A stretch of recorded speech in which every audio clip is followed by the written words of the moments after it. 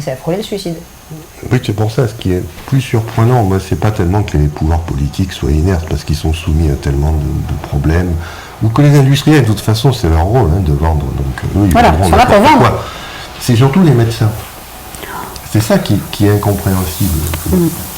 Comment un médecin qui a toute la culture biologique, scientifique, pour comprendre tout ce qui est écrit là, et ne fasse pas l'effort. Parce que moi, quand je suis tombé sur l'aspartame, je n'ai pas cherché. Je vous dis, vous voulez savoir coca, mentos, aspartame, et tout de suite, il y a la maladie de Rumsfeld, on tombe tout de suite sur tout ça. La maladie de Rumsfeld. Il faut vraiment le vouloir pour ne pas tomber là-dessus. Voilà. Alors, les médecins, je pense que ça leur arrive quand même d'être sur Internet. On imagine qu'ils ont Internet. Mais ils ont trop de malades, ils sont débordés, professeur. Non, mais parce ils sont censés aussi suivre les médicaments, ils sont censés se maintenir au courant. Et donc, moi, ce qui me surprend beaucoup, parce que moi, je ne suis pas médecin, je suis chimiste. Donc, moi, je soigne personne. Par contre, j'alerte sur les dangers. Ça, je dis, attention, ça, c'est pas bon. Mais si j'étais médecin, moi, je ne sais pas, je commencerais par à tous mes patients dire arrêtez l'aspartame. De toute façon, c'est très simple. Si vous soupçonnez un lien avec l'aspartame, comme il disait, il suffit d'arrêter. Vous coupez tous les produits à l'aspartame pendant 15 jours, 3 semaines. Si ça va mieux, vous avez compris. Si ça fait rien, c'est que vous avez un autre problème et là vous courez voir votre médecin. Mais tout le monde peut faire ça, d'arrêter de consommer des produits et de voir si la santé s'améliore. Parce que l'aspartame, on a l'impression qu'ils se cachent, enfin le glutamate, ils sont un peu partout.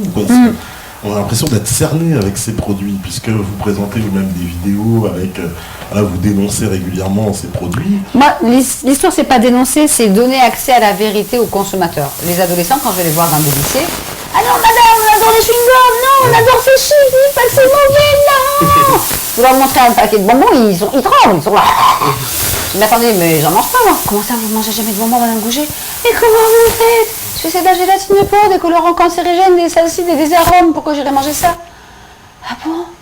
Mais on adore ça. Ben oui, mais c'est pas parce que c'est bon au goût que c'est bon pour la santé. Mais ils ont du mal à comprendre. Vous montrez un paquet de... Vous savez, ces chips en tube, là, en carton, là. Vous montrez ça à des enfants de 8 ans, ils tremblent. Le tube, il est vide. Ils sont complètement drogués à ça. C'est vraiment considéré comme de la drogue. Là, c'est un autre problème. C'est que... On peut en parler un petit peu, parce que c'est important, il faut que les gens le sachent. C'est qu'on a un trou dans le cerveau au niveau du comportement alimentaire. Un trou qui est lié à une combinaison de sucre, de graisse et de sel. C'est-à-dire que si vous mettez dans les aliments une certaine proportion de sucre, de graisse et de sel, on a fait des études sur des rats, et les rats mangent jusqu'à éclater. C'est-à-dire qu'on n'a plus cette barrière de satiété. Ouais. Et tous les industriels le savent. Quand vous ne pouvez pas résister au paquet de chips, parce que vous avez tous eu un paquet de chips, c'est parce que la composition en graisse, sucre et sel est calculée pour tomber dans ce trou qu'on a dans le trouble du comportement. Dans des études très sérieuses qui ont montré ça. Et tous les industriels le savent, donc c'est pour ça que vous trouvez toujours des graisses, du sucre et du sel. Et après, on vous rajoute des arômes, des additifs. Donc la solution elle est simple, c'est que il faut boycotter, si on veut avoir une bonne santé, et si on est préoccupé entre les liens entre nutrition et santé, il faut acheter ces produits soi-même et revenir à un mode de cuisine traditionnel. Est-ce qu'on peut avoir quand même l'exigence des pouvoirs publics On peut, mais comme il y a toute cette inertie, il faut quand même prendre les devants. Parce que les gens qui achètent les boîtes de chips, ils ne pensent pas, savent pas. Non, ils ne savent pas, c'est pas leur faute. Je suis claire là-dessus. Je n'accuse pas le consommateur ni les enfants. Ils ne sont pas informés, alors qu'ils y ont droit à cette information. Je n'accuse pas les consommateurs. J'accuse les autorités sanitaires et les gouvernements qui sont au courant, qui ne mangent pas ce que les enfants mangent ou ce que vous mangez, et qui se frottent les mains par conflit d'intérêt, par pression, par x, y raison. Et ça, c'est pas normal. Parce que les consommateurs ne sont pas au courant, donc on mange. Quand on arrive à 90 kilos à 10-11 ans, on va dans un centre, je ne dis pas les noms, il y en a plein des cliniques comme ça, pour maigrir. On y reste 3-6 mois, c'est souvent des familles monoparentales avec des mamans qui cuisinent plus, qui font tous les courses. Et l'enfant, le médecin en chef de la clinique, conseille aux enfants obèses de boire des soda light à volonté. L'enfant, la jeune fille a 18 ans, elle rentre chez elle, papa, maman, le médecin chef, il a dit soda light à volonté, ils en achètent 12 bouteilles, ils en donnent à la petite sœur de 9 ans. Mais c'était l'année dernière. Mais comment est-ce possible que les médecins, voilà, c'est là où je vous dis, il y a un problème. Il y a un problème. Mais là, c'est la question qu'il faut poser aux médecins. Alors, moi, je connais quand même pas mal, je suis en relation avec pas mal de médecins, je peux vous dire qu'il y en a quand même beaucoup qui sont au courant. Voilà. Et qui, effectivement, ne font rien. Mais c'est au cas par cas, c'est-à-dire qu'ils font ça dans leur cabinet, mais ils sont relativement isolés. En général, ils sont homéopathes, ils sont dans ce qu'on appelle des médecines plutôt alternatives. Ils ne sont pas des prescripteurs d'antibiotiques et des choses comme ça. Donc c'est une petite communauté qui est au courant. Et donc si vous avez la chance de tomber sur ces médecins-là, ils vous le disent tout de suite. Arrêtez l'aspartame, arrêtez le glutamate. Moi j'ai vu des médecins généralistes m'acheter des chewing-gums, qui n'étaient pas au courant. Mais le problème, voilà, c'est quand on va à l'hôpital, voilà, où là on est dans une médecine donc, qui est déjà beaucoup plus ce qu'on appelle la médecine dure. Et là effectivement on voit des comportements, mais la seule boisson qu'on va avoir dans l'hôpital, c'est de l'eau. Le corps n'a besoin que d'eau, il n'a pas besoin de soda. On apporte des sachets de ça aux diabétiques sur le plateau repas à l'hôpital. Dans les maisons de retraite, les diabétiques qui ont eu des jambes coupées, tout ça, et un fauteuil roulant, s'ils n'ont pas leur dosette tous les jours, ils deviennent fous. Donc ils sont en maison de retraite parce qu'ils ont mangé ça pendant 25 ans, il leur manque un pied et une jambe, mais il faut leur donner leur dosette tous les jours. Donc après, bien sûr que c'est Alzheimer, Parkinson, etc., c'est des millions de cas, les chiffres sont hallucinants. Et donc du coup, on marche la tête à l'envers. Vous verriez ce qu'on donne à manger dans les maisons de retraite. Alors évidemment, on dénonce les lobbies. À la cantine, l'enfant, il mange des fonds de sauce, bardés de glutamate. Donc après, il s'énerve. Dans la cour, il va manger un sachet de bonbons, des chips, parce que une pomme, c'est maintenant des compotes en sachet, c'est plus des pommes. On n'apporte pas une banane ou une pomme à l'école. On apporte des bonbons, des chips, des biscuits, des barres chocolatées. À la maison, si la maman fait attention, si les parents font attention à ce que mange l'enfant, il a de la chance. Mais c'est souvent une boîte de raviolis au micro-ondes avec un yaourt aromatisé, parce qu'on n'a pas le temps de cuisiner. Et à l'hôpital, c'est le même repas qu'à la cantine. Mais moi, j'hallucine. Et quand j'ai une maman qui me dit, ma fille, elle va bien, je fais attention et tout, mais mon mari, il est médecin pour les hôpitaux, dans l'hôpital d'enfants dans ma ville, je dis, mais c'est très bien, il n'a qu'à donner des conseils en nutrition aux parents, comme ça l'enfant reviendra moins malade ou il reviendra peut-être pas. Ah non, mais s'il fait ça, il perd son poste, mon mari. Mais c'est une pression. Parce que c'est ça, cette addiction. Alors vous, Marcella, vous pouvez nous en parler de cette addiction. Comment ça se manifeste? C'est-à-dire, vous avez besoin d'acheter votre soda Enfin, bon, maintenant, je peux parler de maintenant parce que je ne consomme plus du tout ni d'aspartame, ni de glutamate. Enfin, je prends jamais de plat préparé, de quoi que ce soit. Et actuellement, depuis plus d'un an, j'ai l'effet de satiété qui est revenu. Et je mange très peu, en fait, j'ai plus faim. Mais par contre, à l'époque, je me rappelle quand je prenais tous les produits light pour maigrir, j'avais une faim constante. J'attendais, alors je déjeunais, j'attendais 10 heures avec impatience pour prendre mon petit yaourt light avec un petit soda. J'avais très faim, j'attendais le midi avec impatience pour recommencer à manger. Je mangeais toute la journée. J'étais obligée d'avoir mon petit shoot à l'aspartame. Et ça, je ne comprenais pas pourquoi. Mais maintenant que le professeur a expliqué, je commence à voir pourquoi ils nous ont complètement empoisonnés, quoi. C'est-à-dire, oui, complètement empoisonnés. C'est pas un empoisonnement. Ce qu'ils veulent, c'est vendre. Voilà. C'est qu'on consomme. C'est que les gens aient toujours faim. Oui. Et donc ils mettent en œuvre des techniques, comme ce sont des sociétés qui ont des laboratoires de recherche, qui ont beaucoup de moyens, ils savent très bien ce qui se passe dans le cerveau, ils savent très bien toutes ces choses-là. Et ils mettent en œuvre dans les produits ces compositions pour qu'on ne s'arrête pas de manger.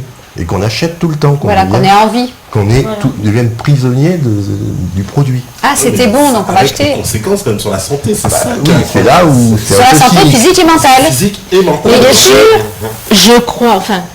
je crois que c'est quand même une question d'argent, parce que quand je vois mon caddie à l'époque, c'était quand même 250 € par semaine. Parce que les produits allégés sont plus chers en plus. Les produits allégés sont plus chers. Donc que là, je consomme beaucoup moins. Avec 250 €, je fais, je sais pas, moi, 3 semaines. Maintenant, avant, c'était 250 € par semaine. C'est quand même une question d'argent. Ils nous font des consommateurs hystériques. hystérique, on a toujours faim, on rentre dans le magasin, notre seule optique, c'est de remplir un maximum le caddie. Moi, le frigo, il dégueulait. Voilà, il était tellement plein qu'on n'arrivait même plus à mettre un doigt. Tandis que bon, maintenant, c'est toujours le même frigo. On a des aliments, de base, puisqu'on prend tout ce qui est nature. Je fais tous mes repas. Je prends les légumes, les fruits. Je suis revenue à une pomme pour le 4 heures. Moi, j'ai pas ce sentiment d'avoir faim toute la journée. Et miracle, je maigris. Ce qui n'était pas arrivé depuis des années. Tu as perdu combien de kilos là? Là, j'ai perdu 10 kilos en un an. Et j'espère perdre encore les 7 kilos qui me restent. Bon, c'est vrai que j'avais pas j'étais pas énorme, hein, j'avais quand même entre 17 et 20 kilos de trop. Et vous aussi, vous aviez des conséquences, vous pensez, sur votre état mental Ah bah oui, l'état mental grave. Hein. Ah oui, j'étais hystérique, méchante, je piquais des colères, j'avais des insomnies, j'étais assez lunatique. Alors moi, je suis un caractère toujours gai et linéaire, hein. Du matin au soir, tout va bien. Et là, j'étais quasiment en dépression sans arrêt avec l'aspartame. Si j'avais changé à 100%, mes parents me le disaient. Hein. J'étais plus moi-même, j'étais quelqu'un de différent. Et ce qui est bien, c'est que depuis que j'ai arrêté totalement, j'ai récupéré quand même ce que j'étais avant, ma bonne humeur. J'ai quand même réussi à récupérer mon état mental du départ. Mais bon, c'était pas gagné. Hein. Ça a été long. On peut vraiment l'assimiler à la drogue, quoi. C'est de la drogue. C'est de la drogue en fait qui se crée. Aux États-Unis, à la télévision, c'est dénoncé comme de la drogue, surtout le glutamate. Mais vous savez, le problème de la drogue en France, par exemple, on a des drogues qui sont légales, comme l'alcool et le tabac. Sûr, ouais. Ça ressemble, hein. Et des drogues qui sont illégales. Mais finalement, je peux vous dire que l'alcool et le tabac sont aussi addictifs que de l'héroïne ou de la cocaïne. Bon, le gouvernement, pour des raisons que nous connaissons de bénéfices, autorise certaines drogues et interdit d'autres. Donc l'aspartame, c'est pareil, c'est un produit qui est dangereux. Vous avez raison de dire c'est une drogue. Mais est-ce qu'on l'interdit? Il faut prendre une décision politique. Quand même, ouais, parce qu'au moins le consommateur de tabac, il a son choix, il est informé, bon, il achète sa drogue, mais il le sait. Mais là, quand on achète des produits light, ça c'est vrai, et c'est pour ça qu'il faut se battre pour que l'information circule. Ça, et c'est pour ça que ce que vous faites là est vraiment très bien. Et on vous remercie. On aimerait pouvoir faire ça sur des chaînes nationales. Donner ces informations, parce que à la limite que quelqu'un s'empoisonne, c'est son problème, il faut qu'il le sache. Voilà. Sur le paquet de cigarettes, il y a marqué « Fumer tue ». Fumer peut nuire à la santé. Il y a plein de photos maintenant, de phrases, etc., de phrases choc. Mais la personne a choisi de continuer à fumer, c'est son choix. On ne va pas donner une cigarette à un enfant de 2 ans. Par contre, dès qu'il a arrêté d'avaler ses chewing-gums, on lui donne un chewing-gum sans sucre pour enfants. Et là, il n'est pas marqué « Mâcher tue ». Moi, je vous garantis, je ne dirais pas la marque parce qu'elle est très connue en France et dans le monde, même si elle est prise en procès en ce moment aux États-Unis pour le cas de tumeur cérébrale, cette marque-là, j'ai des cas d'AVC à ce chewing-gum-là. Et de plus en plus tôt. Si vous allez sur Google et vous tapez AVC du nourrisson, il y a des bébés qui font des AVC avant la fin de la grossesse dans le ventre de leur mère ou à la naissance. Et on ne va pas chercher les causes. Parce que la mère a consommé les chewing-gums. Alors moi j'ai vu malheureusement de mes propres yeux des enfants de l'aspartame, notamment cette année, j'étais dans un train, il y avait un bébé qui dormait dans les bras de sa maman. Et comme il était très joli et qu'il y avait le papa, j'ai donné ma carte en disant « Tenez madame, vous aurez plein d'informations sur la nutrition. » Ah merci. Puis l'enfant il dort. Alors elle me dit qu'est-ce qu'on fait pour un système immunitaire qui affaiblit? Alors je dis c'est pour vous. Elle me dit non, c'est pour mon bébé. Il a 1 an, il dort. Je dis ah bon, mais qu'est-ce qu'il a? On vient de lui trouver une tumeur à l'œil. Putain, c'est pas vrai quoi. Et ma première question, parce que j'en ai eu d'autres cas, je fais est-ce que vous avez consommé des chewing-gums sans sucre pendant la grossesse? Ah bah oui, c'est sans sucre. Donc le bébé se réveille, il ouvre ses beaux yeux bleus, il a déjà du sang qui commence à envahir l'œil parce que c'est là qu'il y a la tumeur. On touche à l'enfant là, on touche à un bébé, pas à une personne âgée qui a Alzheimer après 25 ans de sucrète. Je veux dire, j'ai mis ma main dans ses cheveux bouclés, j'étais là, mais j'aimerais tellement tout annuler, arrêter le temps et puis faire partir la tumeur. Et elle me dit, mais on m'a pas dit que l'aspartame c'était dangereux pendant la grossesse. Qu'est-ce que vous voulez faire? J'ai une grand-mère qui m'a dit qu'elle a une petite fille qui est née avec 3 tumeurs au cerveau. Ça vient pas du téléphone portable pendant 10 ans ou de X produits. Des bébés qui naissent avec des tumeurs au cerveau. Donc si vous voulez en savoir plus, malheureusement, vous allez sur YouTube. ou sur Google, pardon, et vous tapez Demain j'irai mieux. N'achetez pas de DVD parce que c'est un film réalisé en Belgique pendant 18 mois sur que des enfants atteints de tumeurs cérébrales de 15 mois à 20 ans. Et dans ce film, vous verrez, il y a un extrait sur Google, c'est Victor, un petit garçon qui a eu une tumeur au cerveau, qui va rentrer chez lui. Bon, il est peut-être décédé ou vivant aujourd'hui, je ne sais pas. Et sa maman lui apporte ça à boire. Et le professeur qui est dans la vidéo, je l'ai appelé. Je lui ai dit, que pensez-vous d'aspartame? Ah, j'ai des doutes, en 2010. Le film était 2008. Je dis, vous avez des doutes, professeur? Vous êtes bilingue, j'ai acheté le DVD. Vous n'êtes pas au courant? Donc voilà, et on se retrouve avec un service hospitalier, mais il y en a sûrement plein en France, avec des bébés, des adolescents, des enfants, des adultes, avec des tumeurs cérébrales à répétition. Et les neurologues, moi j'essaie de les informer, je leur parle des sources scientifiques, etc. Peut-être qu'ensemble on pourrait avoir plus de peau, je ne sais pas. Ils ne veulent pas savoir, oui, il y a plus de tumeurs au cerveau parce qu'on sait mieux les détecter. Alors que dans Faux sucre, vrai scandale, le professeur Bléloc, ancien neurochirurgien, explique bien que c'est pas parce qu'il y a de meilleures technologies pour les détecter, c'est parce que l'aspartame a été introduite sur le marché. C'est quand même aberrant. Et que la dégradation de la phénylalanine en dicétopéperazine provoque ce type de tumeur cérébrale. C'est pour ça qu'il y en a de plus en plus depuis 1983 aux États-Unis. Mais en France, le message ne passe pas. On a mis les Français dans un espèce de bocal d'aquarium géant. On met un couvercle dessus, nager, consommer, allez-y, les petits poissons. On nous fait croire qu'en fait, les produits sont contrôlés, qu'il y a des agences sanitaires qui veillent à leur sécurité. Bon, maintenant, on s'aperçoit que c'est pas le cas. On n'est pas si bien protégé que ça, même pas du tout, j'ai envie de dire. Puisque voilà, quand même, Marcella, c'est quand même la témoin de. Voilà, qui est venue, on vous remercie d'être témoigné, mais ce qui pourrait être un témoignage, j'imagine, de centaines de milliers d'autres personnes aussi, qui ne le savent pas en fait. C'est ça qui ne savent pas. Donc c'est pas leur faute, ils sont désinformés. Et quand qu'il y a une diététicienne qui par mégarde ou par désinformation elle-même conseille de l'aspartame à une femme enceinte, moi j'ai envie de m'arracher les cheveux, je vais pas le faire, mais je me dis, mais attends, et cette petite fille, elle a des problèmes neurologiques forcément. Et elle a survécu, j'ai des cas de bébés à l'aspartame, mais ça pleurait. Et on dit rien, on n'a rien dit pendant 35 ans. Donc maintenant on se retrouve avec des instituts pour des enfants à problème neurologiquement, qui ont du mal à apprendre à lire, à dormir. Il y a des enfants qui ne dorment pas, parce que la maman a pris l'aspartame pendant la grossesse, ils ne dorment pas jusqu'à 7, 8 ans, 10 ans, 15 ans, ils ne font pas leur nuit. Moi, je vous. Mais en plus, ces substances, on pourrait s'en passer. Et elles sont tout à fait. T'as réussi. Voilà, on peut s'en passer. Oui, sans problème. Même les industriels.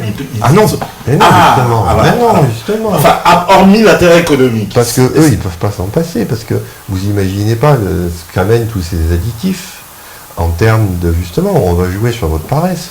C'est-à-dire que vous n'avez pas le temps de faire la cuisine, mais on va vous proposer un produit. Vous allez le faire. Moi, quand je fais ma cuisine, par exemple, je me fais un repas complet en un quart d'heure. Mais encore faut-il avoir un quart d'heure. Faut-il prendre un quart d'heure pour cuisiner? Si je n'ai que 2 minutes, je n'aurai pas le temps de préparer mon repas. Donc qu'est-ce que je vais faire? Je vais aller prendre un produit tout prêt. Et c'est là où l'industrie elle est là. Mettre au micro-ondes. Mais on est là. Ne vous embêtez pas à éplucher les légumes. Ou ramener des soupes en sachet. Voilà, tout est prêt. Voilà, on met de l'eau et c'est terminé. Ouais. Donc on joue sur votre paresse. Ou sur votre inaptitude à vous libérer du temps. On vous manque de temps, voilà. C'est-à-dire que si vous avez conscience que votre santé est quelque chose d'important, vous devez prendre 10 minutes, un quart d'heure chaque jour pour faire votre cuisine. Et être sûr de ce que vous mangez. Si vous n'êtes pas capable de faire ça, ben oui, effectivement, vous tombez dans les bras de ces industriels. Ils sont là, ils sont ravis, ils ne demandent que ça. Mais ils ne pourraient pas, c'est vrai, nous faire une soupe qui, voilà, pareil, mais sans ça coûterait trop cher. Ah, ça coûterait trop cher. Voilà. Puis ça aurait plus de goût. Est-ce que vous savez combien il y a de milliers d'arômes aujourd'hui? Arômes naturels, arômes artificiels, on a retiré le mot, il n'y a plus arôme artificiel, ça fait peur. Donc on met arôme tout court, au pluriel. Dans le mot arôme, il peut y avoir 3 sources de glutamate. C'est indiqué sur les pots de bouillon en Afrique. Oui, les magies, oui. Et là, non, il y a plein de marques en Afrique. Moi, j'ai aidé le Cameroun, c'est sur Internet, c'est pas grave. On a fait une campagne de prévention et d'information au Cameroun, par Skype et compagnie, sur 3 semaines. Au Cameroun, hein.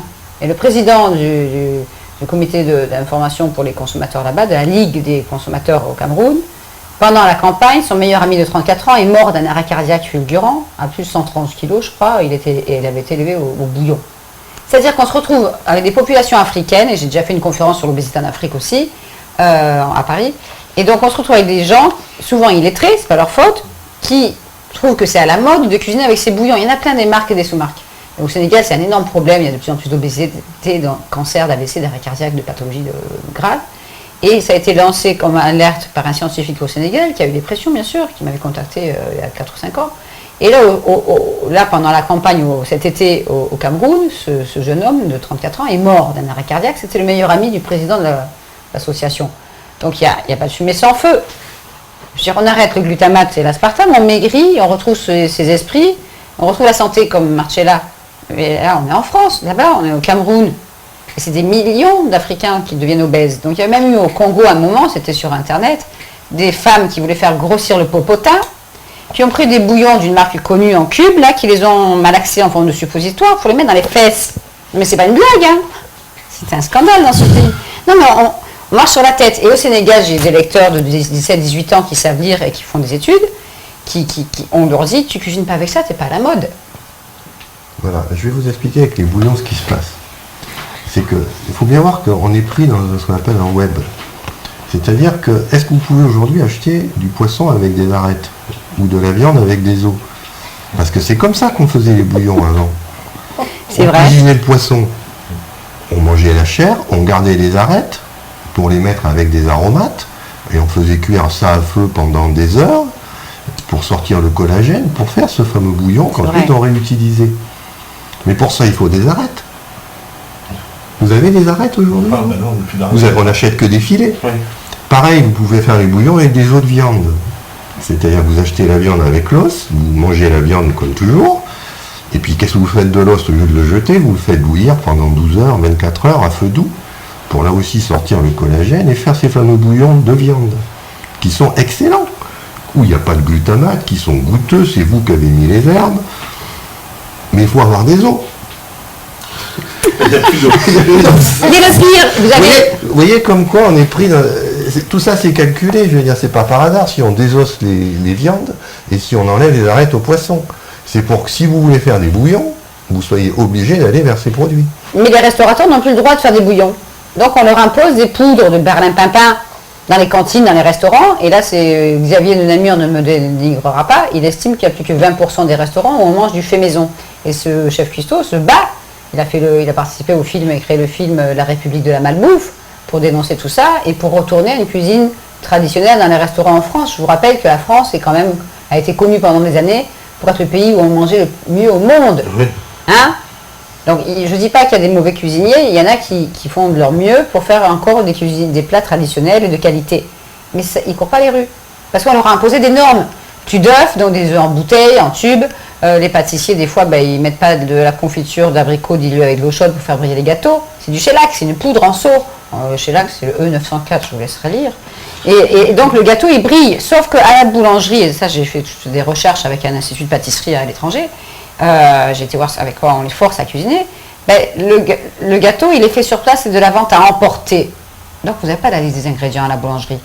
Vous allez au supermarché, le gâteau, il brille, parfait aux framboises par exemple. Et là, sur le couvercle en plastique transparent, il y a une étiquette blanche avec un tout petit noir, une encre un peu illisible, les ingrédients, mais il faut déchirer l'étiquette pour ouvrir la boîte. Et là, vous avez une panoplie d'additifs alimentaires, mais c'est de la folie. Donc pour faire un gâteau aux framboises avec du violet sur la couleur de la framboise, on va mettre un colorant rouge, un colorant bleu pour faire le nappage. La framboise, elle est où? Elle est là pour décorer. C'est un amalgame d'additifs, plus le shellac et compagnie, mais là vous avez les ingrédients au supermarché, mais pas chez le boulanger. Donc il y a des boulangers qui se battent pour faire de la pâtisserie traditionnelle avec une vraie crème pâtissière, pas un mélange de colorants, d'algues et de choses comme ça, en poudre, parce que c'est plus ou moins imposé ou c'est plus pratique. Non, donc les gens ne savent pas ce qu'ils mangent. Là je peux là encore vous indiquer pourquoi on en est à ces comportements-là. C'est que tous les problèmes... Pourquoi on interdit actuellement des nourritures aux gens de cuisiner eux-mêmes, en fait, de prendre ces produits-là? C'est pour des problèmes de contamination bactérienne. Ouais. C'est-à-dire qu'on a peur que les gens, dans la restauration collective, attrapent un staphylocoque, enfin, une bactérie. Et pourquoi il y a des bactéries? Parce qu'on a des produits qui sont hydratés. Partout où vous avez des produits qui sont hydratés, qui sont tous les produits naturels, ils ont cette capacité de moisir, de faire du développement bactérien. Donc si vous voulez, entre guillemets, faire de la sécurité alimentaire, Si vous enlevez l'eau, toutes ces bactéries ne peuvent plus se développer. Et donc vous avez tous ces produits en poudre qui sont parfaitement aseptisés. Et donc c'est une garantie de sécurité bactériologique. Et c'est pour ça qu'on en revient maintenant, au lieu à prendre des produits frais qui ont des possibilités de contamination bactérienne, à mélanger des poudres avec de l'eau, parce que on récupère un peu la même chose et on l'utilise tout de suite, parce que ça n'aura pas le temps de moisir. Voilà. Et donc on en arrive à cette consommation de produits industriels en poudre, lyophilisés. On retire l'eau des aliments pour pouvoir garder les substances plus longtemps. C'est un problème de conservation. On est presque condamné alors à les utiliser, parce que à moins de les forcer, alors c'est ça, est-ce qu'il n'y a pas moyen de les forcer à décrire, on va dire, une norme qui décrive, je sais pas, par exemple pour le bouillon, c'est comme ça, on ne peut pas rajouter autre chose. C'est pas possible. Non, vous savez comment on force un industriel? Non, justement. Par un porte-monnaie. Oui. C'est-à-dire que si vous refusez d'acheter les produits qu'ils vous proposent, eux, ils cherchent à vendre. C'est pas le produit qui les intéresse, c'est les bénéfices. Ouais. Donc si on dit non à tel produit, ils trouveront un autre produit à vendre. Voilà. Ils en ont rien à faire, eux, de l'aspartame, de tout ça. Si un jour on interdit l'aspartame, il y aura autre chose. Ouais, Il faut voir que l'industriel fonctionne comme ça. Lui, c'est le bénéfice. Les marges, les bénéfices. Donc la seule façon de l'obliger à faire quelque chose, c'est de le toucher à son porte-monnaie. On a le droit de les boycotter publiquement, c'est interdit Si, vous avez le droit, quand vous êtes au supermarché, de ne pas acheter le produit industriel. C'est ce que je fais. C'est ce que je fais. Supermarché, mais est-ce qu'on a le droit d'aller là et de dire, voilà, tel produit, ça... Nous, on a le droit. Là où c'est grave, c'est que dans les collectivités, la restauration collective, il y a un règlement qui les oblige à acheter ça, pour des problèmes de sécurité bactérienne dont je vous ai parlé. C'est là où c'est grave. Parce que eux, ils n'ont pas le choix. Ils n'ont pas le choix. Parce que s'ils contreviennent à la règle, c'est la fermeture de l'établissement, pour des raisons sanitaires.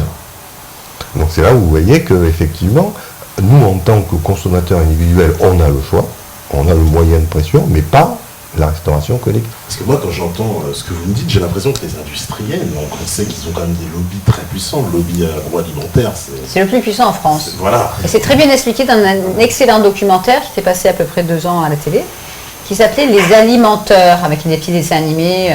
Et on voyait plein d'interviews, je n'imitais pas, mais c'est pas grave, d'anciens ministres de la Santé ou de l'Agriculture ou de l'Alimentation, qui transpiraient des fois sous les questions. Et à la 43e minute, parce que les conflits d'intérêts sont bien dénoncés avec les noms des sociétés et compagnie, et à la 43e minute, on a un expert français très connu qui s'appelle Pierre Menneton, qui a été poursuivi en procédure par avoir dénoncé le sel, et qui dit clairement, à peu près à la 43e minute, il n'y a pas de ministère de la Santé en France. C'est clair. Il a le mérite de le dire, c'est qu'il doit en avoir marre quand même. J'ai déjà côtoyé il y a un putain de temps. Mais il dit, et plus tard, il dit, mais il y a le ministère des Finances et du Budget. Pour qu'un scientifique médiatique comme ça dise devant des caméras qu'il n'y a pas de ministère de la Santé en France, c'est qu'il y a un problème. À quoi sert le ministère de la Santé? J'aimerais bien avoir des réponses. Parce qu'ils sont censés quand même être, oui. Ils devraient être sensibles à tout ça, le ministère de la Santé, mais bien ça ne sûr. semble pas les préoccuper. C'est là qu'on se demande, est-ce que il y a on va dire, une influence de ces lobbies? Bien sûr. Faire de la politique. Hein. Ouais, c'est ça, c'est après. Dans ce film, Les Alimenteurs, on voit bien que l'emploi prône sur la santé des consommateurs. On préfère favoriser l'emploi au sein de ces sociétés que la santé du consommateur. Mais moi, j'explique aussi aux gens, vous avez le pouvoir d'achat et le pouvoir de non-achat. Quand on regarde le film de Colin Serrault, Solution locale pour un désordre mondial, à la fin du film, il y a un économiste brésilien qui explique bien que c'est nous les patrons. Il faut se réapproprier ce pouvoir. On a le pouvoir du porte-monnaie. Donc, qu'est-ce qui se passe aujourd'hui? Mon livre est en plusieurs exemplaires dans différents pays, notamment en Hollande, où on a dépassé 165 000 exemplaires. Donc, les Hollandais sont plus réactifs, étant bilingues et compagnie, et écrivent très facilement aux industriels pour dire « je veux plus de glutamate, je veux plus ça, je veux plus ça ». Donc, en 2011, je vais vous le dire, parce que c'est officiel maintenant, on me l'a appris, j'étais invitée pour le 100 000e exemplaire de mon livre en Hollande, par mon éditeur, bien sûr, qui était ravi de m'accueillir. Conférence de presse, des journalistes, un chef cuistot pour me soutenir. Et là, la femme de mon éditeur me dit, tu sais, on a fait un salon du livre cette année, puis il y a un monsieur en costume cravate très important qui arrive au stand de l'éditeur et qui dit, bonjour madame, vous êtes la femme de l'éditeur qui a édité Le Petit Livre Noir? Alors elle dit oui. Il dit, je travaille pour Unilever. Oh, Vous allez me crier dessus. Parce que dans ce livre, sans me le dire, ils ont mis la liste des marques qui contiennent du glutamate ou de l'aspartame. Pas en français, hein, surtout pas. Et là, les consommateurs ont dit, oula, il y a un problème. Donc ils ont écrit beaucoup de lettres. Je suis en contact avec certains parce qu'ils parlent anglais. Et là, il a dit, non, c'est très intéressant. On suit de près ce qu'écrit Corinne Gouget. Ça va nous permettre de changer nos recettes. Donc c'est quand même quelque chose d'inespéré. Il n'y a pas que, parce que j'ai rencontré il y a 2 semaines quelqu'un dans un train qui travaille pour une société qui fait des colorants plus naturels et qui m'a dit, oui, des fois on fait référence à votre livre. Donc il y a des industriels qui se penchent sur ce que j'écris, chose que j'en suis très honorée. Si ça peut les aider à faire mieux et à proposer des produits plus sains et pas neurotoxiques aux consommateurs, tant mieux. Il faut créer ce lien entre consommateurs et industriels qui ne savent des fois pas ce qu'ils font. Parce que je connais quelqu'un qui, un boucher, il vend des échines de porc emballées sous vide dans une sauce, mais il reçoit la sauce avec le E621. Il ne sait pas ce que c'est. Donc il met E621 sur l'étiquette. Moi je l'appelle, il me dit, ah ben non, je ne savais pas. Mais sa sauce, il la reçoit déjà avec cet additif. Donc il est obligé légalement de marquer sur son étiquette E621, même s'il ne sait pas ce que c'est. Donc on est sur le point d'avoir presque des chips goût fraise, goût camembert et compagnie, parce que c'est l'ajout d'arômes qui donne ce goût. Ce goût irrésistible, c'est je veux des chips goût barbecue. Les chips, elles ne sont pas passées au barbecue, c'est un arôme barbecue. Et les arômes de toutes sortes. On vous fait manger des arômes de tous les goûts. C'est inimaginable. Donc voilà. Et donc du coup, il faut vraiment arriver à motiver les consommateurs à s'informer, à aller chercher, à lire ces étiquettes. Malheureusement, on devrait pouvoir faire confiance, on ne peut pas. Et à motiver aussi de l'autre côté les industriels qui ont une bonne conscience, il y en a quand même quelques-uns, j'en connais, pour fabriquer et proposer des produits peut-être un peu plus chers, parce que moins chimiques, mais bons pour la santé ou meilleurs pour la santé, sans le problème de neurotoxicité. Ça a assez duré. Eh bien justement, on va faire une petite pause en regardant une de vos vidéos, donc les immangeables sur les chips, justement. Donc vous nous expliquez très bien ce que contiennent cet été, ça m'a énervé, chips et les chips dont j'imagine beaucoup d'entre vous se raffolent. Hein, parce que, mais les enfants raffolent de ça. Voilà, tout le monde raffole un peu de ces chips, les gâteaux aussi d'apéritif, c'est un peu la même chose. Ces gâteaux les bâtonnets de crabe aussi, là. Moi jamais. Vous avez mangé aussi de ça Beaucoup, mais jamais maintenant, jamais. Alors tu fais quoi pour l'apéritif si tu invites des amis? J'ai des petites carottes, des légumes, enfin des petits choux, des choses croquantes. D'accord. Mais jamais ça, non. Fini c'est fini. Les apérichips. Et si j'en mange par erreur, il se passe quoi alors? Je sais pas. Je cours aux toilettes au bout d'une demi-heure parce que je vomis. Je vomis instantanément. À cause du glutamate, je fais vraiment une allergie. Hein. Ça se passe très mal et de toute façon, je rejette tout. Je ne peux même pas digérer. C'est pour moi un poison, mais violent, ultra épouvantable. Au bout de combien de temps après ingestion, les symptômes? Moins d'une demi-heure. Hein. Moins d'une demi-heure. C'est pas que j'ai réessayé, des fois je suis coincée dans un truc, un mariage par exemple, et puis la main qui tombe sur ces choses-là, puis c'est comme un peu comme une drogue, on a toujours, on en mange, mais beaucoup moins qu'avant, hein, le système pour moi, hein, parce que ça me dégoûte vite, hein, je n'ai plus ce goût de vouloir en manger beaucoup. Mais même le peu que je mange, je cours direct aux toilettes. Hein. C'est comme un poison. Betty Martini l'a très souvent observé sur des milliers et des milliers de cas. Une fois qu'on a mangé pendant des années, c'était combien d'années toi? 10 ans, 15 ans? Oui, 15 ans. Plus de 15 ans, oui. On développe ce qu'on appelle une hypersensibilité aux produits chimiques. Et ça, c'est à vie. Et c'est très bien expliqué dans le film Street Remedy. On ne peut pas s'en défaire. Donc il faut vraiment changer d'alimentation si on veut s'en sortir. D'accord. On fait une petite pause, puis on revient après. Donc c'est bien la Libre Entraîne avec le professeur Marc-Henri, Corinne Gouget et Marcella, donc nos invités pour cette soirée spéciale sur les additifs alimentaires. On se retrouve juste après, donc les immangeables, les chips de Corinne Gouget. Bon appétit quand même. A tout de suite, à vous la régie. Tu peux en goûter? Corinne Gouget, bonjour. Bonjour. Vous avez une jolie table. Est-ce que vous attendez des invités? Ah non, pas du tout. J'attendrai plutôt des évités.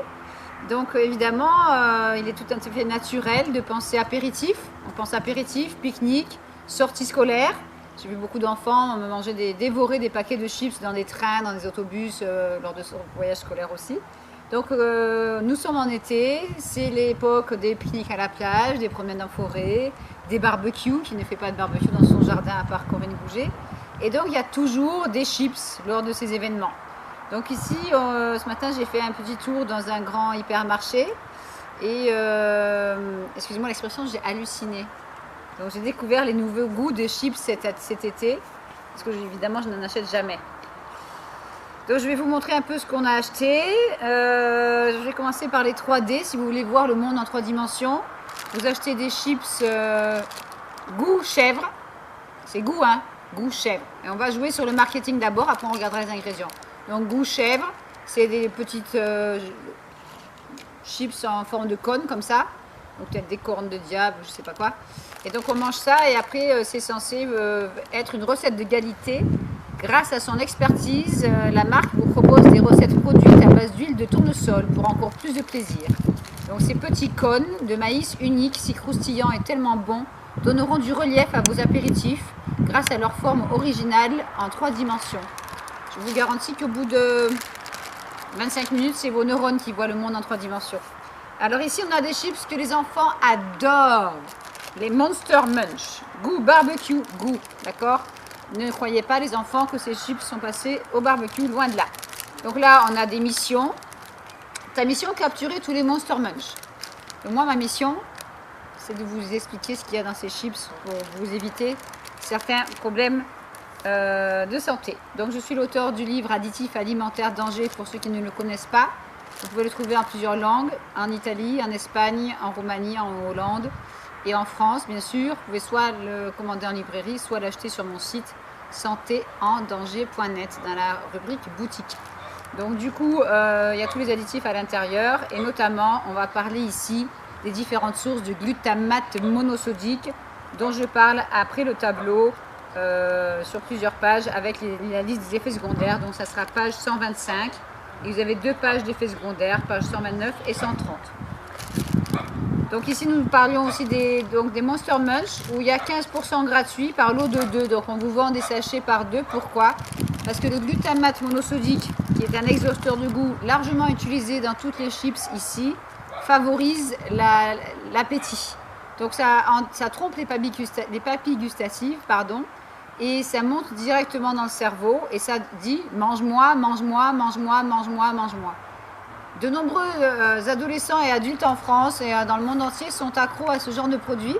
Si vous allez sur YouTube et que vous tapez la vérité sur le glutamate monosodique, vous verrez un petit film de 13 minutes qui est passé en 1991 à la télévision aux États-Unis et qui n'est surtout pas passé en Europe à la télévision. Et à l'époque, déjà en 91, on voyait déjà des chips de ce monsieur à moustache qui vendait déjà des soi-disant chips au goût irrésistible. Donc aujourd'hui, j'ai vu une jeune fille de 14 ans à peu près qui a pris cette boîte à la main. Bien sûr, ça donne envie. Il y a marqué extra, saucy barbecue. Donc c'est soi-disant encore barbecue avec beaucoup de sauce, avec des couleurs violettes attirantes. Et vous remarquerez encore que les ingrédients sont écrits en tout petit en plusieurs langues derrière. Ici, on a quelque chose quand même d'assez extraordinaire. C'est des chips saveur wasabi. J'ai jamais vu ça. Donc vous remarquerez que c'est très vert sur le devant, sur l'emballage du moins. On dirait des feuilles de salade à citron trompées. Donc c'est vert clair. Et effectivement, on voit qu'il y a marqué un apéritif, on peut manger une poignée de chips avec 5 olives et un verre de jus de tomate. Le problème, c'est qu'une fois que vous aurez mangé une poignée de chips saveur wasabi, vous aurez envie d'en manger une deuxième poignée, jusqu'au paquet. Je ne sais pas si à la caméra on peut voir, mais ces chips, elles ne sont pas vraiment vertes. Donc le wasabi, je ne sais pas d'où ils sortent. Elles sont légèrement vertes, mais loin d'être vertes, comme sur le paquet. Alors on regardera les ingrédients, bien sûr. Tout ça, c'est du marketing. À l'huile de tournesol, subtilement relevée. Faut pas rigoler. Saveur wasabi subtilement relevée. Ces chips saveur wasabi apporteront une note d'exotisme à vos apéritifs. Alors l'exotisme, c'est l'exhausteur de goût. Ici, on a des chips extraordinaires. Je vous déconseille d'en donner à vos enfants, à moins que vous souhaitiez transformer vos enfants en extraterrestres. Ça, c'est assez efficace. Donc les extraterrestres goût jambon fromage. S'il y avait marqué au jambon et au fromage, ça voudrait dire qu'il y a du jambon et du fromage dans les chips. Là, c'est goût, donc c'est des arômes artificiels. Donc là, c'est pas cher et ça rapporte gros. Ça rappelle un petit peu les monstres, n'est-ce pas? Mais là, vous ne transformerez pas votre enfant en monstre, mais en extraterrestre. Et là, c'est pareil derrière, 75 grammes, les extraterrestres, etc. Valeur nutritionnelle. Cet emballage contient 3 portions. Je vous signale ici qu'on en a jeté une partie à la poubelle directement. Ici, on a des chips qui sont très très connus, notamment en Belgique, qui se vendent en sachet 2 fois plus gros là-bas. Alors là, c'est des Doritos Nacho Cheese. Ouvre vite le paquet et découvre une explosion de goût. Excusez-moi, il y a des gens qui passent en avion. C'est mes invités. Donc on a des chips Nacho Cheese. Ouvre vite le paquet et découvre une explosion de goût. Produit à base de maïs grillé. En parlant de maïs, je vois nulle part sur le paquet sans OGM. Il se pourrait fort bien à ce moment-là que ces chips soient élaborés à partir de maïs transgénique. Ce qui est un énorme scandale, vous le savez. Et là, on va rajouter d'autres ingrédients pour provoquer une explosion de goût. Soit dit en passant, 48 heures après la consommation de ces chips, vos neurones sont toujours en train d'exploser et la neurotoxicité de ce genre de produit commence dans la demi-heure qui suit l'ingestion et beaucoup plus vite chez un enfant. Si un enfant de 2 ans et demi, 3 ans consomme ce genre de produit, son cerveau n'étant pas protégé par ce qu'on appelle la barrière hémato-encéphalique, et bien, du coup, le glutamate monosodique va directement dans le cerveau de l'enfant et il peut souffrir d'abord de troubles du comportement, puis par la suite de migraines, de crampes, de nausées, mais il va être vraiment très très énervé. Si vous voulez en savoir plus, vous allez sur mon site dans articles. Après, il y a mes articles. Et c'est le premier article de 2011 pour Kousmine, où il y a tout un dossier de 6 pages qui s'appelle « Les excitotoxines ». Vous en mangez peut-être tous les jours sans le savoir. Donc, on va continuer notre tour de table, n'est-ce pas? Ici, nous avons des chips goût bolognaise. Rien n'arrête le progrès, ni les industriels. Donc, c'est pas cher à grignoter à l'apéritif, à table ou en pique-nique. C'est pas par hasard, on ne vous sort pas ça à Noël. Alors, du coup, là, c'est saveur bolognaise. Il n'y a rien du tout de bolognaise là-dedans. Et on va lire les ingrédients tout à l'heure. Vous remarquerez en passant que ça a presque tous la même couleur, dans les jaunes orangés. Et c'est très croustillant. Ici, nous avons une petite délice qui s'appelle Rings saveur oignon. Ce genre de friandise est très très connu en Angleterre depuis des années. Et donc, on dirait effectivement des rondelles d'oignon frites dans de l'huile. Sauf que de l'oignon, il n'y en a pas beaucoup là-dedans. Donc, c'est très rigolo, avec des petits visages qui rigolent. Et on vous met produits soufflés à base de maïs et de blé, goût oignon. Donc, maïs probablement transgénique, il faudrait faire analyser. Du blé, donc du gluten, pour ceux qui sont allergiques, on pourra éviter. Et on vous dit que la diversité des produits de cette marque vous permet de varier votre alimentation et vous aide à construire votre équilibre nutritionnel. Corinne Gouget, elle en a marre. Elle en a vraiment ras-le-bol. C'est pas possible de lire ça. Donc là, puisqu'on est sur ce sachet, je vais vous apprendre à pouvoir discerner les différents noms du glutamate monosodique qui sont au nombre de 30 à 40 environ. Ingrédients, semoule de maïs, 64%. OGM ou pas, je vous laisse deviner. Huile de palme, c'est carrément marqué. Farine de blé, donc du gluten. Poudre d'oignon, 5%. Donc là-dedans, vous avez un tout petit peu de poudre d'oignon. Son de blé, 3,8%. Sel, assaisonnement aromatisé. Là, j'insiste. Pendant des années, sur ce genre de produit, on le voit encore peut-être sur cette boîte, il y avait marqué exhausteur de goût, glutamate monosodique. Aujourd'hui, depuis à peu près 1 an, les industriels ont changé un petit peu la donne en modifiant leur vocabulaire. Alors, on met assaisonnement aromatisé pour ne pas mettre exhausteur de goût, n'est-ce pas? Entre parenthèses, arôme. Donc, ça peut être 1 à 3 fois du glutamate monosodique caché sous le mot arôme. Sel, on s'en doute. Poudre de yaourt, c'est même pas yaourt en poudre, c'est de la poudre de yaourt. Poudre d'oignon, dextrose, matière grasse laitière, lactose, ça c'est le sucre du lait qui va provoquer aussi l'addiction, sucre. Et là on a la famille complète, exhausteur de goût, E621, E627, E631. Poudre de lait écrémé, un plus, maltodextrine, j'ai une page entière là-dessus dans mon livre. Épices au pluriel et plantes aromatiques. On rajoute encore une couche si vous n'êtes pas satisfait. Exhausteur de goût E621, donc ça fait au moins 1, 2, 3, 4, 5, 6 sources dans ce sachet. Persil en poudre, colorant E100. Ouf, c'est un colorant non dangereux. Traces d'arachide, céleri, œufs et crustacés. Avec 6 sources de glutamate monosodique, ce produit est très dangereux, voire mortel pour la personne qui peut tout manger. Parce que ça attaque aussi le cœur, les organes reproducteurs, ça attaque les poumons, ça attaque principalement le cerveau. Et là, si vous avez 6 sources dans le même paquet, ça peut même, à la longue, provoquer la maladie de Parkinson ou d'Alzheimer. Je vous conseille ce livre qui s'appelle La cuisine moléculaire de George Ziprick. Et je vais me permettre de vous lire juste un petit passage que l'on peut trouver dans ce livre qui va vous expliquer aussi plein de choses sur d'autres additifs. Mais là, on va parler les exhausteurs de goût. Il y a eu aux États-Unis des cas graves par rapport aux colorants souvent utilisés dans l'alimentation. Et pour l'exhausteur de goût, c'est le plat principal. Il explique là, comme plat principal, souhaiteriez-vous un peu de tachycardie? Nous vous proposons également malaise, diarrhée, maux de tête et convulsions. Que préférez-vous?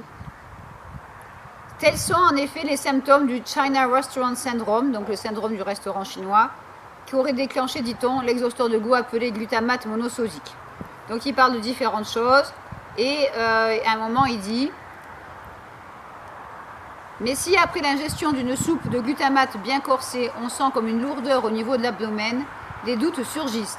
A-t-on affaire à une indigestion ou bien à un symptôme d'urgence pour un grand nombre de maladies? L'avis des scientifiques peu nombreux qui ont osé se prononcer sur le glutamate monosodique n'est d'ailleurs pas flatteur. Le glutamate est un poison pour les neurones. Je répète, si vous n'avez pas bien entendu, le glutamate est un poison pour les neurones. L'auteur ne dit pas serait un poison, il affirme que c'est un poison. Et je tiens à vous informer, messieurs, dames, que le professeur John Olney a fait plus de 200 études dans toute sa carrière sur ce sujet et que dès les années 1960, il a dénoncé le glutamate monosodique comme pouvant provoquer des lésions cérébrales chez l'animal.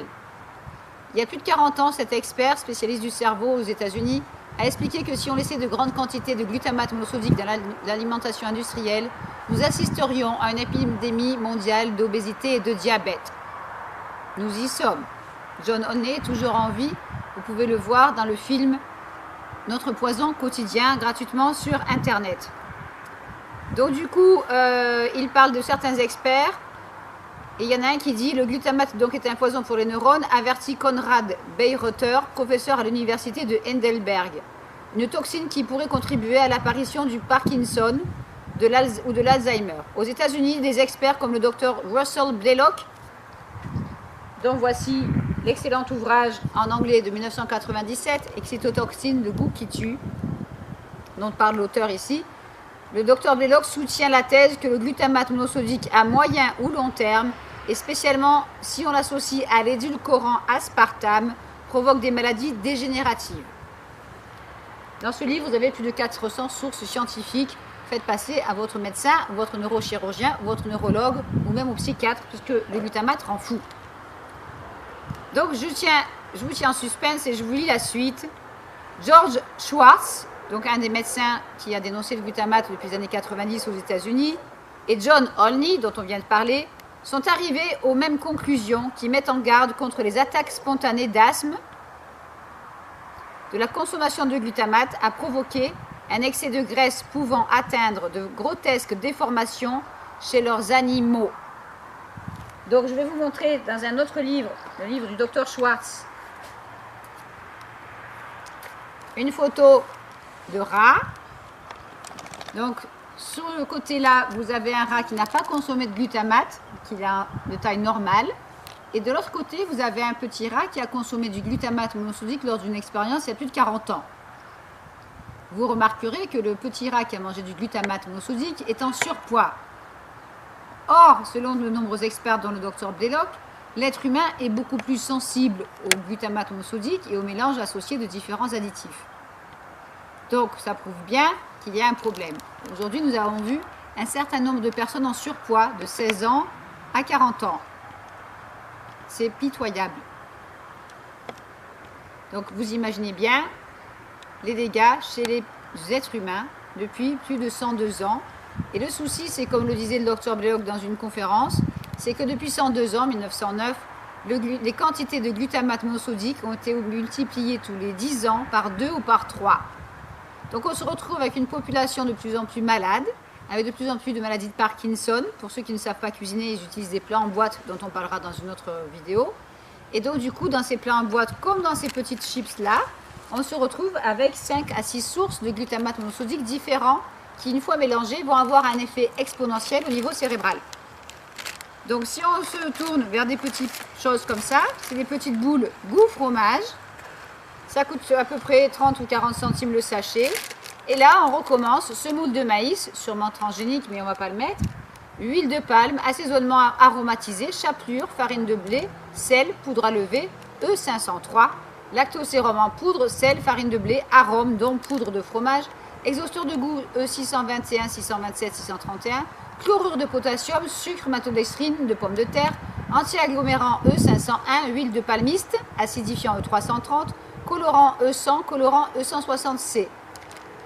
Vous comprendrez bien que ces petites boules snack goût fromage sont un mélange de produits chimiques dignes de la cuisine moléculaire décrite par notre ami journaliste Jörg Ziprik. Donc le but de ces exhausteurs de goût, c'est de vous provoquer une addiction et surtout d'en racheter et de finir le paquet. Plus les pathologies qui sont liées. Donc migraine, vertige, nausées, ballonnement, crise de rage, crise de limite schizophrénie. Donc si je continue à lire ce chapitre, l'arsenic lui aussi est un produit complètement naturel, lance Schwartz. Par exemple, à l'encontre du lobby du glutamate, il expliquait que certaines personnes réagissent davantage au glutamate qu'à l'arsenic. Voilà plus de 20 ans qu'aux États-Unis, les producteurs d'aliments pour bébés ont volontairement renoncé aux exhausteurs de goût. Donc ça, c'est à moitié vrai parce qu'ils ont promis de retirer l'exhausteur de goût des aliments pour bébés, mais ils ne l'ont pas vraiment fait puisqu'ils ont simplement changé le nom. Quand vous achetez des petits pots pour bébés, souvent il y a marqué arôme poivre, arôme cannelle. Parce que le poivre et la cannelle, ça coûte plus cher. Et le but des industriels, même pour les bébés, c'est d'économiser de l'argent. Je vous en supplie, les futurs parents ou les jeunes parents, faites vous-même vos purées de légumes ou de fruits pour vos enfants, sans arôme et avec de la vraie cannelle, du vrai poivre si vous voulez, ou du vrai sel. Mais en fait, en général, on ne met pas trop d'épices pour des bébés. Donc du coup, reste à savoir si cette auto-restriction est simplement sincère ou si les producteurs ont craint qu'une plainte collective d'enfants malades ne leur coûte des millions, au cas où l'on réviserait l'opinion médicale autorisée. On sait que le glutamate stimule la salivation, il ouvre l'appétit. Plus on en consomme donc, plus on en mange et forcément plus on grossit. On sait que les lobbies du glutamate constituent un sponsor puissant. Plutôt que dans le football ou les concours culinaires, ce lobby préfère investir ses millions dans des études scientifiques dont les conclusions sur la fiabilité de ces produits lui seront favorables. Je vous laisse lire la suite quand vous aurez envie, car on en parle aussi de la présence de cet additif dans les cantines scolaires, ce qui sera un autre sujet pour une autre vidéo. Donc là, c'est le livre de 1990 du Dr Schwartz, où il explique aussi tous les symptômes du glutamate monosodique, entre obésité, migraine, crise de colère, ça peut aller jusqu'au divorce selon lui, parce que beaucoup de couples ont cuisiné avec ça pendant des années et s'énervent. Ici, je vous montre un livre encore du docteur Hans Ulrich Grimm, et qui explique bien aussi par rapport au glutamate monosodique que ça affecte les neurones du cerveau. Le grondement des dieux, le glutamate, le goût qui peut tuer les cellules cérébrales. Donc il n'y a pas que moi qui en parle, il y a aussi d'autres auteurs. Je vous présente ici un livre qui va bientôt changer de couverture, qui est sorti cette année, The Man Who Sued the FDA. Et en photo ici, nous avons Jack Samuels, qui était une personne très connue concernant le glutamate monosodique, un Américain, et que j'aurais aimé beaucoup rencontrer. J'ai eu la chance d'être en relation téléphonique avec M. Samuels pendant 2-3 ans. Et il nous a quittés il y a à peu près 1 an et demi d'un problème cardiaque, après avoir passé toute sa vie en étant très allergique au glutamate monosodique. Donc Adrienne Samuels, son épouse et veuve, a écrit ce livre pour résumer leur combat sur 30 ans. Et maintenant, il va y avoir une nouvelle couverture qui s'appellera tout simplement « Ce n'était pas Alzheimer, c'était le glutamate monosodique ». Donc voilà. je voudrais juste rajouter une petite phrase. Vous expliquez que vous avez droit à ces informations et que c'est même inscrit dans la Convention internationale du droit de l'enfant. Donc, article 17 de la Convention internationale des droits de l'enfant du 20 novembre 1989, les États, donc les gouvernements, les États parties reconnaissent l'importance de la fonction remplie par les médias et veillent à ce que l'enfant ait accès à une information et à des matériels provenant de sources nationales et internationales diverses, notamment ceux qui visent à promouvoir son bien-être social, spirituel et moral, ainsi que sa santé physique et mentale. Je répète, ainsi que sa santé physique et mentale. Je vous garantis que tous ces produits contiennent plusieurs sources de glutamate monosodique et que ça affecte très rapidement la santé physique et la santé mentale. Je vous demande de bien vouloir donc faire la chasse aux additifs, de vérifier la composition. Le plus simple est de prendre des chips traditionnels où il y a pommes de terre, huile de tournesol, sel. Bien sûr que c'est gras, ça a été frit, on n'en mange pas tous les jours, c'est trop gras, il y a trop de sel. On peut en manger de temps en temps pour un barbecue, un anniversaire, une soirée. Mais surtout, évitez ces chips qui sont farcis d'additifs alimentaires, notamment de glutamate monosodique sous toutes ses formes. Car là, c'est vraiment très dangereux et ça peut entraîner aussi un AVC, un arrêt cardiaque, des maladies plus ou moins fatales et à long terme, Parkinson notamment, Alzheimer, des problèmes cardiaques, de surpoids et de comportement. Donc je vous remercie de votre attention. Je vais vous montrer ce que je vais faire avec ces chips. Je vais les mettre dans un grand sac poubelle et on va filmer le mélange de tous ces chips dans le sac poubelle. Bien sûr, j'ai acheté tout ça aujourd'hui pour vous les montrer car je sais que de nombreuses personnes verront cette vidéo et que ça pourra sauver des vies. Je vous présente un sachet de glutamate monosodique pur. Voici ce que vous mangez en 5 ou 6 exemplaires dans des petits sachets de choses comme ça qui coûtent 30 centimes. À vous de choisir s'il faut manger des choses comme ça à 30 centimes pour avoir perdu des centaines de neurones ou s'il vaut mieux être informé avant. Vous avez droit à cette information. Donc voici à quoi ressemble le glutamate pur. Et là j'aime bien ce sachet, il y a marqué French Quality, qualité française. Et oui, il y a des usines de glutamate en France. Donc du coup on vous vend ça en poudre blanche comme du sel. Et on ne retire pas ça des rayons ni du commerce. Donc à vous de lire les étiquettes avant de ressembler à un extraterrestre, à un monstre, ou de ressembler à avoir des yeux comme des rondelles d'oignon. Voilà, je vais mettre tout ça dans un sac poubelle et je vous dis à très bientôt et bon appétit.